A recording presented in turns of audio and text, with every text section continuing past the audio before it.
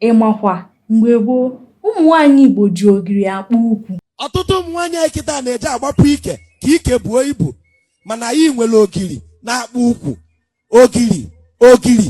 Ogiri na-akpụ ukwu na amarọ. Ogiri bụ nri mgbaakwụkwọ nke Igbo. A na-eji mkpụrụ olulu mmanụ eme ya dịka sesame seed yana locust beans. Nke eji locust beans eme ka a na-akpọ ogiri Igbo. Nke eji sesame seed eme ka a na-akpọ ogiri okpei.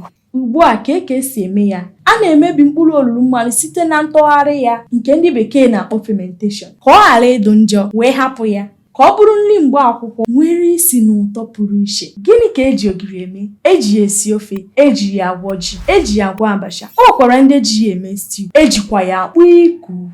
Gịnị ka ogiri na-enye n'arụ? Ogiri jupụtara na protein, fiber na nnukwute nri dị mkpa dịka iron. Ogiri nwere aha dị iche iche a na-akpọ ya dịka iru n'olu ndị Yoruba, dawadawa n'olu ndị Hausa, yana ogiri Igbo n'olu ndị Igbo. Mana nke ka dị mkpa, ogiri na-akpụ nnukwute ukwu. Ịchọzie ka ị mara otu esi eji ogiri akpụ nnukwute ukwu, like ya, subscribe, sonyere anyị na channel anyị. Amakwa m na o nwere ihe ị mụtara taa. Sonyere anyị ka ị wee hụkwa ihe ndị ọzọ anyị na-eme. Daalụnụ. Afọ m bụ Nwaada Sọmma.